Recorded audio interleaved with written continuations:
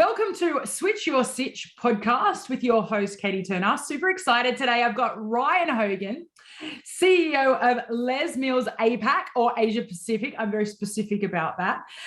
Super excited because Ryan and I used to work together from the old Fitness Network, which went to Fitness U.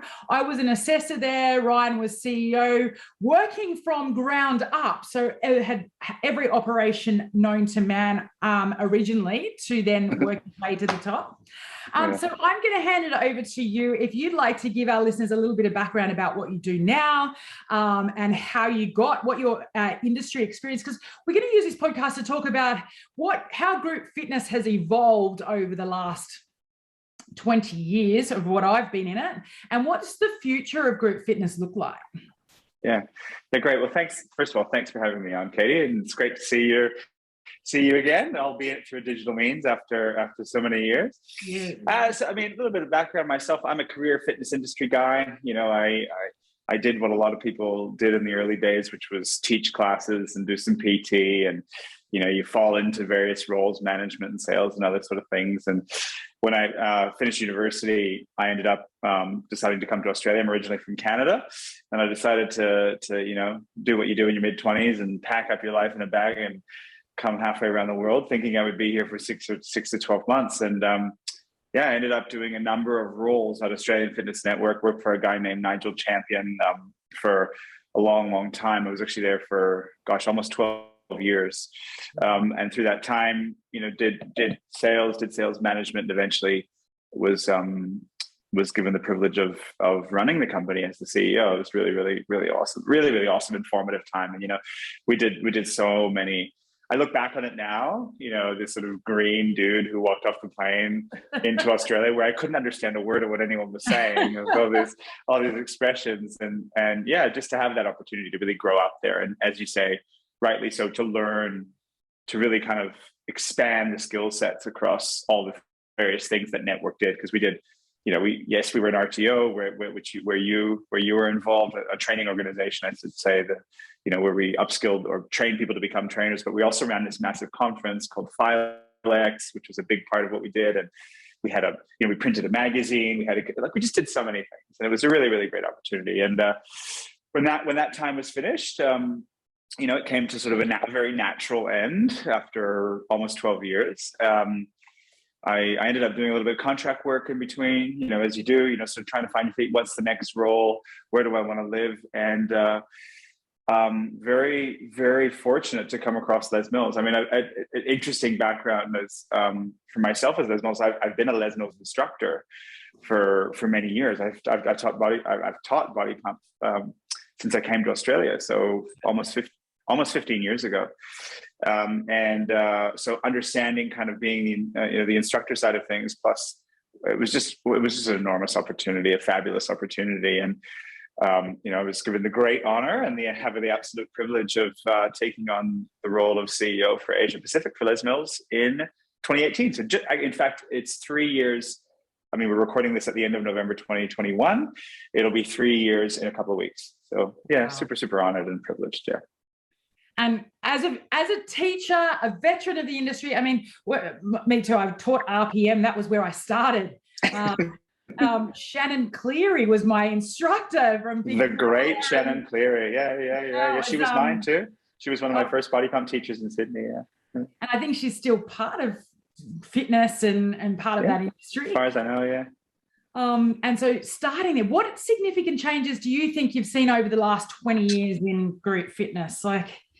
Wow. I mean, yeah, I mean, it's crazy. Well, first of all, I'm just like, I don't know if I would call myself a veteran. I just want to call a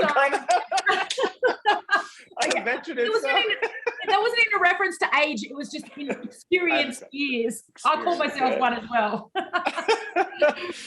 I mean, I think, you know, to sort of tackle that, you just have the first thing that comes to mind is, you know, there's been an enormous diversification and expansion of the offerings, right? If I think back to, and this is group fitness and the fitness industry, right? I don't think you can really separate the two. You know, if I look back, you know, so I got involved in gyms in the mid 90s. You know, really, you had kind of three modalities. You had cardio, you had strength, and you had a little bit of flexibility, and that was kind of it, right? There wasn't really a whole lot else. And even in your classes, it was kind of the same. You had a lot of cardio classes with a few resistance training classes. Keep in mind, BodyPump as a modality went global in the kind of late 90s, right? So early mid 90s in Australia, then went global from there. So, strength training in a class wasn't really a thing. There was a few things. You would go and do your strength training in the gym, you would do your cardio in the class, and then there was some token stretching situations happening on, right? And that was considered flexibility. And really now, I mean, the diversification is just extraordinary, right? You can probably find a class of whatever you want, a modality of whatever you want, and obviously BodyPump was a huge change as it relates to bringing resistance training into the studio. But then, bikes became a thing, spinning, which then evolved into, RPM and sprint and various other programs that are on. That was a huge change. We then had the massive swing into mind-body modalities that came into gyms, yoga, and to this day, yoga is still an enormous growth pattern. Pilates has come and gone at least 3 times in the time that I've been in the fitness industry. It was like hot in the mid 90s, and then it wasn't hot in the early 2000s. It was hot in like 2010, and then it wasn't. And right now, Pilates is hot, right? It's. I mean, there's Pilates studios opening up left, right, and center. So I think as far as programming goes, that would be my thing, is diversification. You name it, it's out there, right? And every day, more and more things get created. Obviously, high intensity training was something that wasn't really part of the picture 20 years ago, but it's definitely still hot. I mean, a lot of these boutique studios, that is what they do. The F45s, the Orange Theories, the Barrys of the world, they're all running. I think there's arguments whether it's high intensity interval training or whether it's just high intensity training or not. But that's semantics for the people that are in exercise programming. But there's everything out there. I mean, it's quite extraordinary. If I think back to coming back to where I started in the mid 90s, where you kind of went in and there was like aerobics, step, and some weights in the corner, and that's kind of what you did. So yeah, it's just quite extraordinary, really. Yeah, I mean, you can even go to rowing classes now. Those rowing studios. Yeah. It's mad. And rowing is nothing new, right? I mean, this is how, I mean, there's been rowers in gyms since the 70s, right?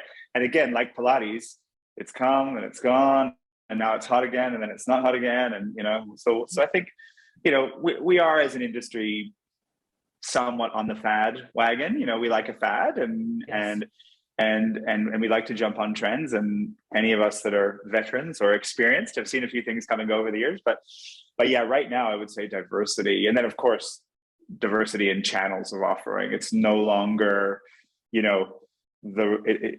it's no longer the traditional, we call it in the industry, a big box gym, that has the all you can eat kind of situation for one flat membership. You now have them, they're still a key part of industry. And in fact, we're seeing a big swing of people go back to the larger gyms because of value for money. But then you've also got places where you basically just rent equipment, the convenience places, the Anytime Fitnesses, the Snaps, and all that, because they don't have a lot of services. And then over on the other end, you've got the boutiques, which do one thing and do it really well, right? So there's such a diversification of channels. And then, of course, you layer in digital, right? And now we have a whole other way of getting our product out there. So yeah, it's a diversification. I keep coming back to that. And I think it is about, I remember when I first started, and it was at Livingwell in North Sydney there 20 years ago as a little gym floor instructor. And people really hated coming to the gym because you had to run on a treadmill for half an hour, then you had to go and do your strength program, or you did go to a group fitness program if you liked it. But that was really the offering. So everyone was like, I hate exercise. Now it's like the thing to do rather than going to a bar, or the Starbucks, it's go to the gym.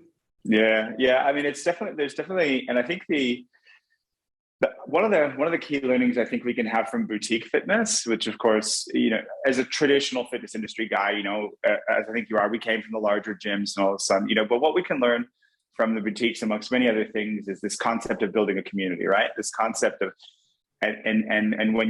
because they're smaller in scale, but high touch, right? Because you've got the convenience clubs are small in scale, but low touch, no people. You don't really make friends. I mean, I'll probably get slayed for saying this, but you don't make friends at Anytime Fitness, right? You know, Yeah. you rent equipment. You're there for a particular purpose, and for the convenience factor of it, and because it's, you know, if there's not one there, there's one there, and it's a great proposition if that's what you want, right? But over on the other end of the spectrum, you know, you go to the boutique kind of thing, and that is high touch, right? You never go in there on your own. You're always in a class or a small group. You're probably, you know, and again, you know, sort of pre-COVID times, high-fiving the people around you, and you know, you get to know. So, hey, Katie, should we come back to class tomorrow? All that kind of stuff. And you're absolutely right. It becomes that mythical third place, right? That mythical third place that for some generations is the pub, right? Or is you know, the cocktail bar, or is whatever, right? Is the community center, right? It's become this, and what it has taught us is the power of community, and also that people are willing to pay for it, right? Because when, you know, again, for those of us that were in, you know, traditionalist or been around for a while, when we first saw some of these boutiques trying to charge $250 a month, you know, $65, $70 a week, we're like, never going to work. It's worked. It's worked. So I like to say I honor the boutiques for actually showing us that people are willing to pay for quality products and quality services, and pay for community, which is what they do really, really well. Yeah, definitely. I think there's a few points there. Firstly, community is where it's at, and I'm big on that with my fitness business. Les Mills are very big on building a connected community.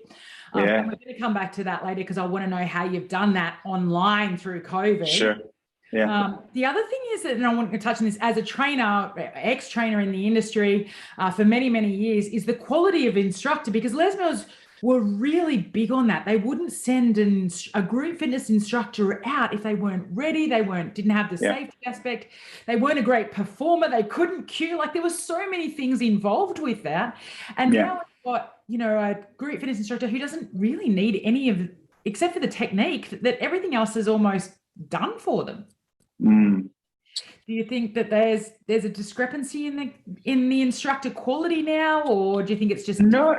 I don't think so. I think it's actually different. I just think it's different. So one of the things in the early days of Les Mills that I believe one of the things that's kind of helped us kind of carry on, you know, for so long, that's really contributed to our success, is that obsession with the quality of the instructor, right? That obsession with making sure that they're high quality, that they've got the tools that they need to deliver a world-class experience for the people that are in front of them. And one of the things that in the early days, and still to this day, differentiated us from our competitors or from the instructors trying to create the class themselves, is that by focusing all of their attention on creating the class themselves, i.e. picking the moves, finding the music, creating the choreography, whatever the term it was, they became really good technicians. Yeah. But actually being a really good technician is not what brings people back into your class. What brings people back into the class is, and some people hate this word, but I don't mind it, is the performance, right? It's bringing you to the workout, right? Because, you know, anyone can do it. Anyone can teach a squat. Anyone can teach a push-up. Anyone can teach how to ride a spin bike. But what brings it back is the caliber of the instructor. So what we found in the early days, and still to this day, is that by removing the need for the instructors to be worried about what's the choreography, what am I teaching, have I got the right music, do the members love it, do they not, they focus on being performers. And I don't know if some may remember this, in the early days of aerobics, the instructors would teach with their backs to the audience, right? Because it was like, follow me, right? And there was mirrors in the studio so you could follow him. I mean, what does that do for connection, right? And then you have BodyPump comes around, and we weren't the first to do it, but, you know, we were the big brand to do it. And the instructor picks up a barbell and is facing the audience. What does that do for connection, right? What does that do for community, you know, to your point? So to fast forward to this day and age, I think that's what the boutiques also do really, really well, right? Is that the coaches or the instructors in the boutiques, they're not worried about what exercises they're teaching, because it's all done for them. They're focused on building that community, and that is ultimately what brings people back, right? You know, we would call it, or we would have called it in our early days of Les Mills, we would have called it performance and all these sort of other things. We call it connection these days, but we would call it performance. But it is that I'm here for you. Let's have the best possible experience that we have while we exercise. And we discovered very early on that that's what brings people back. That's what packs up rooms. It's not the best technician in the world, right? When I say technician, like the best person at creating choreography, it's the person who really connects and performs and draws people back and creates that community. And delivering. So yeah. I think you're 100% right. And I think even education should be delivered in the same facet, right? Totally, let the academics write it and let the entertainers deliver it. Because I can guarantee there'd be a lot more uptake of the information if people were, a lot more engaged in delivering it than the old school university lecturers monotonal setting up front for 3 hours. 100%. And we're going to come back to that point because I'm going to ask you what you think the 3 main qualities of a great coach or instructor are. But I want to touch on this. Les Mills, as I know, it was almost like a cult. The instructors, I remember going to Sydney University gym, and when there was a new launch of, RPM 54 or BodyPump, it was crazy. The atmosphere, the thousands, hundreds of people, and they paid for it again. To go there. So how do you transpire that online? How do you get people still involved with the community and their favorite instructors or teachers? And how do you pivot that from face-to-face to online, or how did you in COVID? Yeah. So it's a good question. And I don't think, like, how do you do it? Have we nailed it? I wouldn't put my hand on my heart and say that we've nailed it. But we've certainly tried, and we've tried and tested and found a few things. So obviously, we come, very much an offline business, right? If for want of a better term, for the better part of 20, we talk about the Les Mills business being 50 years old, but the programs themselves going global is about 25 years or so. And for the majority of that time, it was very much live experiences in a gym, at a quarterly workshop, at a launch, like the one you were discussing. But we had been pre-COVID, we had been tinkering with a few things online. We knew that we had to get better at delivering our content digitally. So we'd created, in-club virtual experiences, et cetera, et cetera. But the truth of the matter was, when COVID hit and all of our live business stopped, or we had an inability to bring people together, we had to just move really, really quickly, right? And so, one thing that was super important for us to be able to move quickly was to actually have the music rights to be able to do it, because our music licensing rights didn't allow us to do digital streaming or anything like that, because it was just not conceived, right? And it wasn't really conceived. And credit to the team, our music team, who are based in New Zealand, who worked really, really hard, really, really quickly, and got us the rights to be able to actually teach classes online, right? So then we super quickly developed the ability to live stream the classes, and what are the rules around that? How do we teach the instructors how to do it, and all of that? And then as we realized, hey, this is going to go on for longer than 6 weeks, we pretty quickly moved into delivering our instructor training online. So we tried and tested and learned from testing, because the initial thought was, that's not possible. How can you possibly teach someone how to teach a Les Mills class online? Well, it turns out you can, right? It turns out you can. It's just a different mentality and a different way of approaching it. Then came, okay, well, we're not going to be able to run quarterly workshops. So how do we? And that's our quarterly workshops are the events where our instructors come together once a quarter to learn the new release, but also to network with each other, right? And to network with their peers so that they can then go out into the community and teach the classes.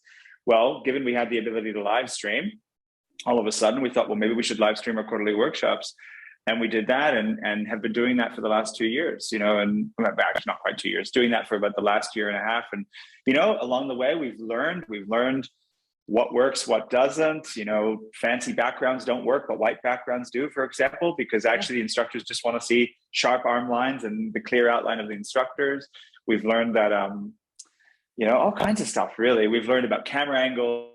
We've learned about digital fatigue, as I'm sure we're all, across that. And, as we come into this, we're certainly not in the end of COVID. I don't think anyone would say we're at the end of COVID, but we seem to be coming to a period of time where we're now going to learn to live with it.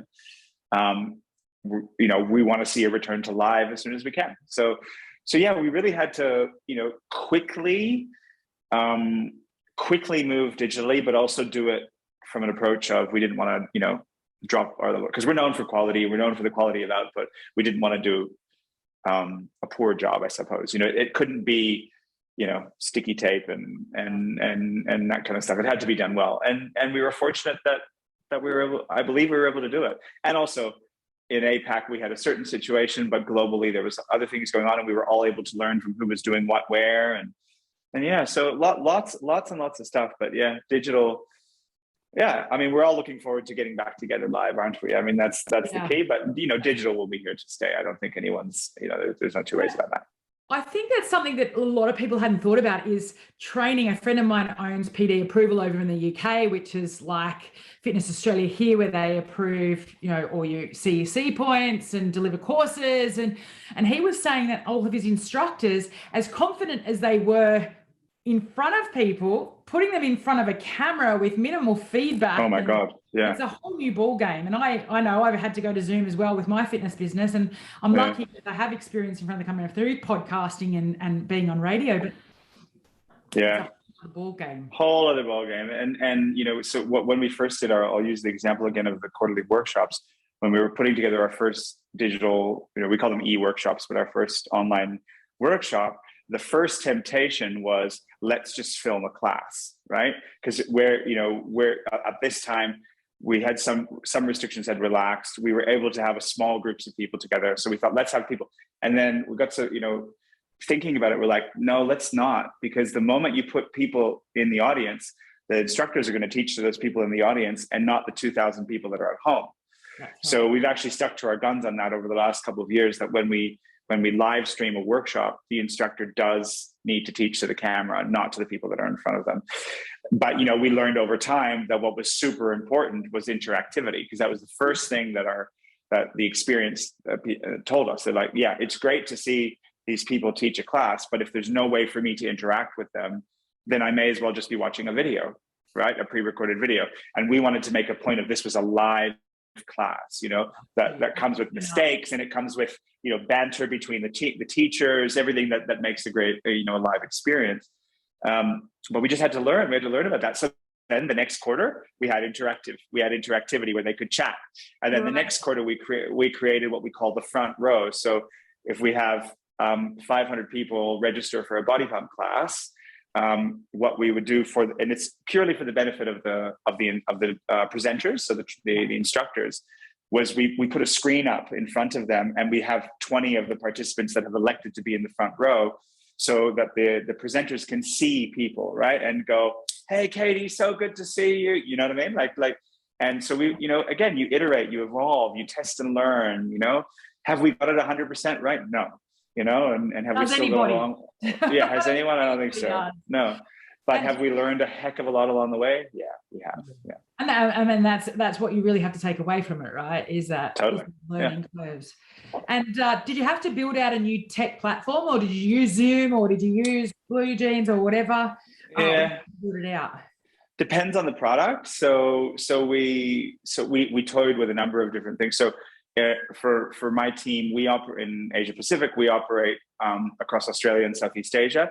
Now, what's interesting is in some countries in Southeast Asia, some platforms don't work, right? You know, we have issues in Indonesia and Vietnam, for example, where Vimeo, just projecting a Vimeo feed doesn't work. So you have to kind of then take the Vimeo feed, because we landed on Vimeo due to the quality of output of the video was sort of second to none. And with Zoom being our backup, because and actually I have to say, Zoom in the early days of COVID for video and audio blended together, not great, because it would, and you know, if you think about a group fitness experience or a Les Mills experience, you have the music, you have the voice that has to be mixed together, and they're moving, right? And sometimes they're moving on a bike, it's okay, but you know, when they start doing body attack, for example, where they'll run that way and they run this way, Zoom just loses its mind, right? You know, it completely loses its mind. But I have to say, the enhancements on Zoom over the last 6 months are extraordinary. Yeah. And we did some stuff on Zoom recently. I can't recall what it was, but we did something on Zoom recently, and I had to point out, I'm like, my gosh, the quality of the audio output is extraordinary. Because in earlier days, if the voice was really loud, it would push away the music. Yes. And if the music was really loud, it would push away the voice. Now, that's no good for anyone who's done a Les Mills experience, because you need the voice and the audio to be mixed perfectly, because that's part of what we do. And actually, in the early days, we just thought, you know what, no one's come up with a solution for this because it's such a unique problem. Because think about musicians when they're on stage, they're standing still. That's right. They're not also moving, right? They're not also moving, not only moving, but moving in sync to the music, and how important that is. Anyway, so it's just it's been a really, really interesting. So to answer your question, when we stream the large workshops, we use Zoom. Sorry, no, we don't. We use a Vimeo feed, because that gives us the best quality video and audio output. And then the interactivity stuff has to be layered in with Zoom, so people can chat and they can, the front row and all of that. So yeah, testing and learning. I know. They still have to allow us to use our phone with music, video, and timer. That's been my biggest thing. I've needed a separate device or somebody with me who's got timer, music, and then I've just got video. So if they're listening Zoom and they want to chime in, there you go, for fitness instructors, because that's where the other platforms will be developed and taken off. So social media for the fitness industry, I'm going to ask you, help or hampered, do you think, over the years? Yeah, I mean, controversial, right? I mean, I think it's controversial in the sense that, people have lots of opinions, and I think the last couple of years have really sort of skewed, have lifted up the, call it like the underbelly, right? The dirty underbelly of social media, and how anyone can be an expert, and that's, that comes at a cost. But so I think it's a bit of both, Katie, to be honest. I mean, I think the fact that what one thing that social media does, if you want to look at it optimistic and from a business perspective, is it democratizes your voice, the sound of your voice, right? So, 50, let's say pre-Facebook day or pre-Facebook advertising days, pre-social media advertising days, you would have had big brands with big budgets that would capture 90% of people's attention. And then, the smaller guys would really, really struggle and would at best be able to activate their local community, right? And you would have to be really creative about how you activated your local community, really old-fashioned things like letter drops and all that, which by the way still work, right? Because we're so overwhelmed with digital, they don't work as well as they used to, but they still work. So I think that access, that democratization of voice, has probably benefited the fitness industry more so than it's hindered it. However, by giving everyone a soapbox, it also becomes very difficult for the audience to know who to trust, right? And I think, if you look at macro trends outside the fitness industry, at the moment we have a real problem with people don't trust the media, right? I mean, I actually think, as someone who believes in the power believes in the importance of an independent media, and believes that this is a real problem for us. This is a real, when people are, and we've got I'm not going to go down a vaccine rabbit hole, but when you have people taking medical advice from someone they're loosely connected to on social media versus, what 98% of the world's doctors are saying, you have a problem. We have a problem here. So, but being an optimist, I believe that as an audience, we're becoming wise to that now. Right? We're becoming wise to that following we've had a few years where no one saw anything coming, right? No one saw Brexit. No one saw, whatever your politics are, no one really thought that Trump was going to get elected. No, there's a bunch of stuff that we didn't see was going to happen. And I think we've all started to realize, wait a minute, how did that happen, right? How did I not see that happening?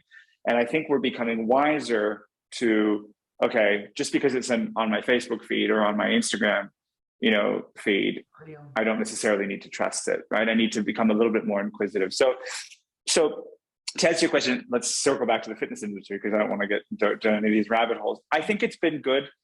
It has lifted our profile, but like anything, it has come with some level of that. Everyone's an expert, and the fact that everyone's an expert is dangerous. I think if you want to have a look at where it can get dangerous, is probably too strong. Where it can be really harmful, if you have a look over into the yoga community and that kind of end of town, there you'd have to think that social media has actually possibly not done them a lot of good over the last few years. So tricky.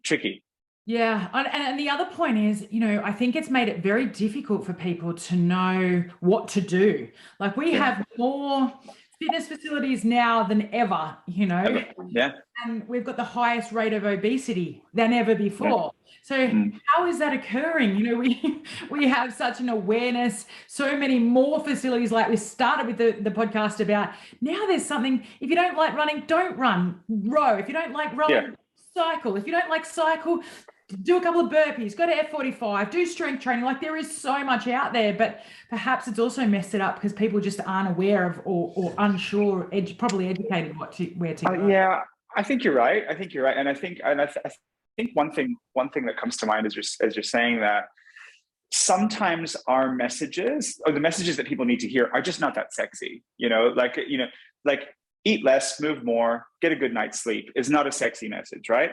But I think, unless it's told by James Smith. Yeah. Well, I'm sure someone can tell it in a sexy way. But the reality is, for the majority of people, and I'm not an exercise I'm not prescribing anything on anyone here, but the majority of people could use to eat a little bit less, eat a little bit better, exercise a little bit more, and get a good night's sleep. And if they did those things, chances are the desired outcomes that they want, they would achieve them. Leaner body composition, healthier life, whatever it is that you want to achieve.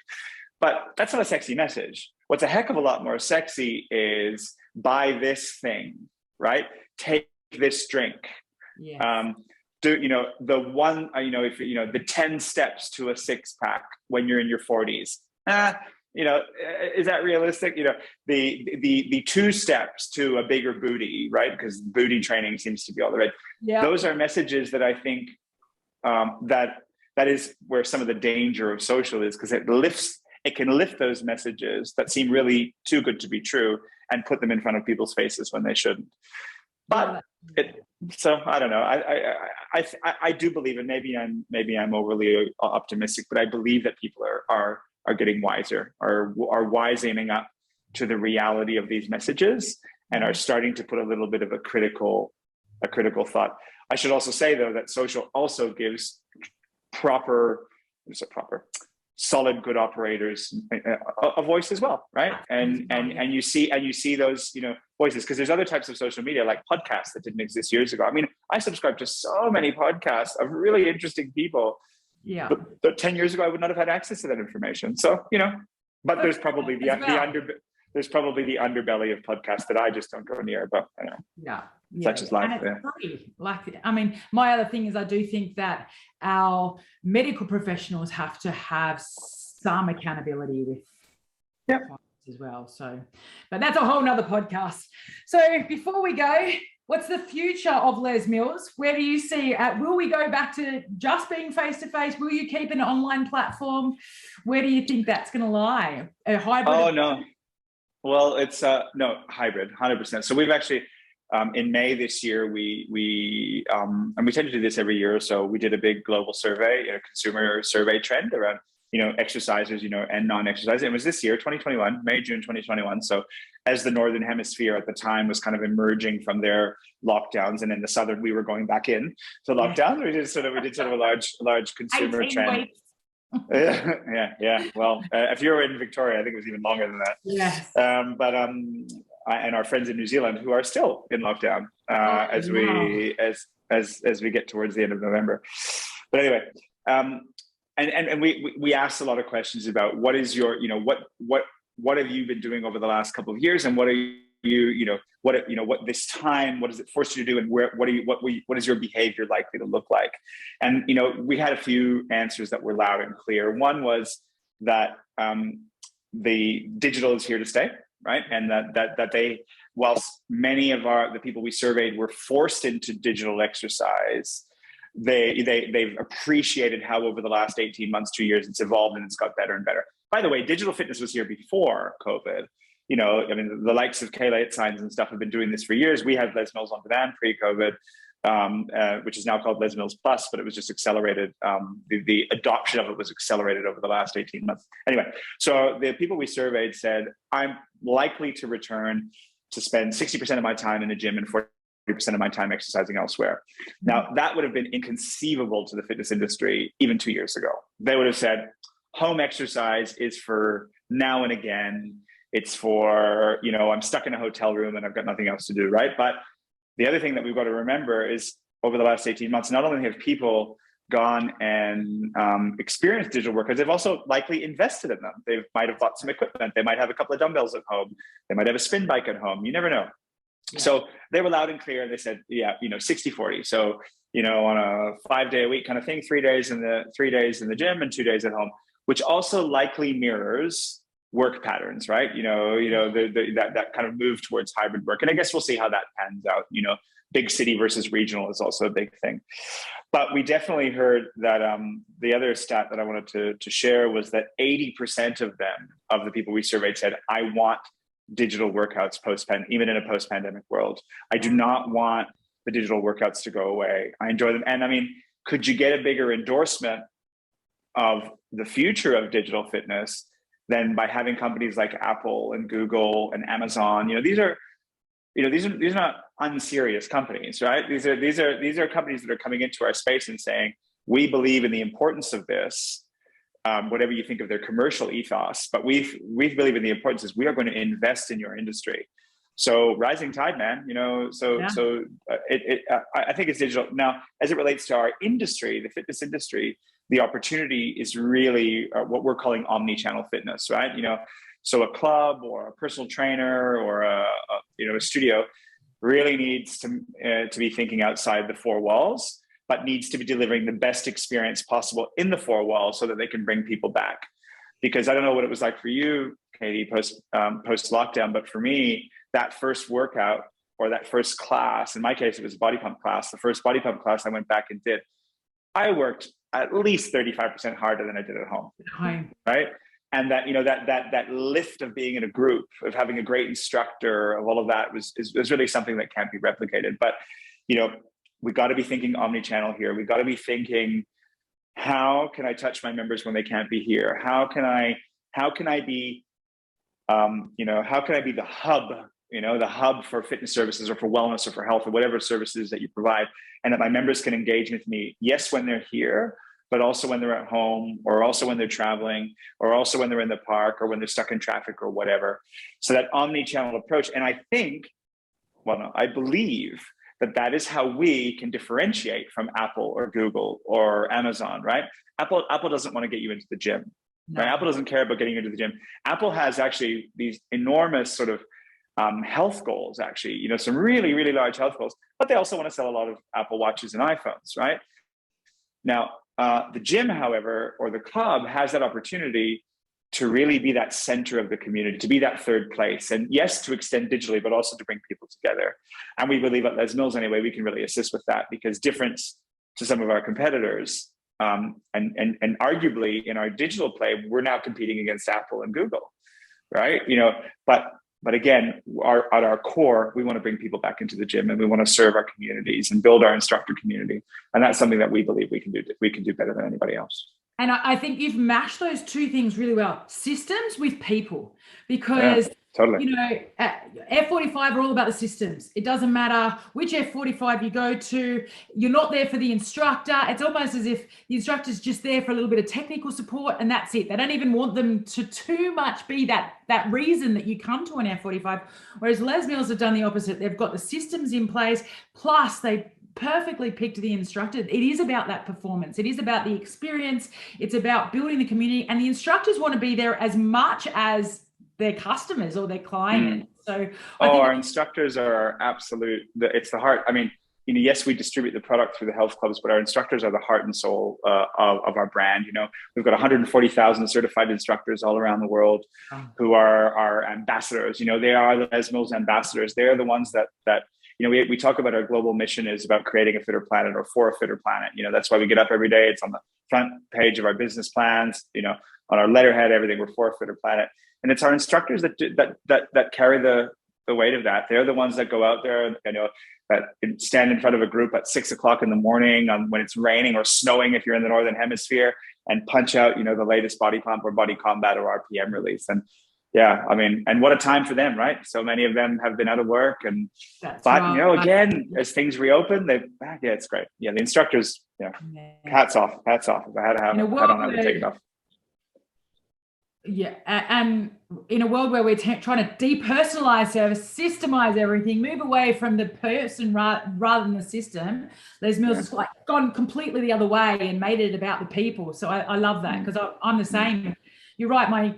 My 110 members, when I lost about probably 60% who most of them are working parents with kids at home, baby-based learning. It was just all too much. But the ones that did do the workouts from home, even 5 days a week, when they came back and did it face to face, like, that was so much harder. And I'm like, so much harder. Yeah. Because not even competing, it's like pushing each other up. It's But that's the power. That's we talked about this right at the beginning of this conversation. That is the power of community. And it's the power of group. And Les Mills, we have a number of words that we've created over the years. And my favorite word at the moment is groupness. It's the power of groupness. It's that. And I mean, we can all have 24 examples of this. I mean, I have a spin bike at home, right? And during lockdown, well, you do the classes at home. I'm in my office today, and we have a little studio here. And the moment we were back in the office, and 2 of us sat side by side and rode, you just egg each other on, and you lift. I mean, the collective lift of having 2, 4, 6, 50, 100, 500, 1,500 people doing it at the same time. There's nothing like it. There's nothing like it. All right. Well, I'm going to leave you there, Mr. Hogan. Thank you so much for your time. Where if people are interested, can they just join Les Mills online if they want to do a virtual experience? How do they go about that? Yeah. So if we're talking direct to consumer, so, you're an individual wanting to try out some of our classes, the app is Les Mills Plus. So pretty easy to find, Les Mills Plus. Just put that into your Google search bar, and you can start with a couple of weeks free trial. And then beyond that, there's a monthly subscription service. But of course, the best Les Mills experience, if you happen to be listening somewhere where you're not in lockdown, which by now should be the majority of us, go to your local health club. Go to your local health club and ask and walk in. I mean, that's the best advertisement for this conversation. Walk in and go, I want to try BodyPump, or I want to try Body Combat. And try a class, try what it is, see what it's like to do it in person. So that's where you can find us. More information about the Les Mills community, lesmills.com, or if you're in APAC, lesmills.com.au. So pretty straightforward. And if you want to be an instructor, that's where I started. The training, instructor training set me up. Like I come from a dancing background, so I eventually went in to do all my own choreography and spin classes, and became a freestyle instructor. But it set me up. It gave me the confidence to understand tuning music without having to think about performance. I think that they still provide the best group fitness instructor training from get-go, because these days you come out of Cert 3 and there really is no other training. It's like, here you go. So well, thank you so much for your time. I know you're a busy man. I will catch up with you soon. Thanks for having me, Katie. Take care. My pleasure. Take care.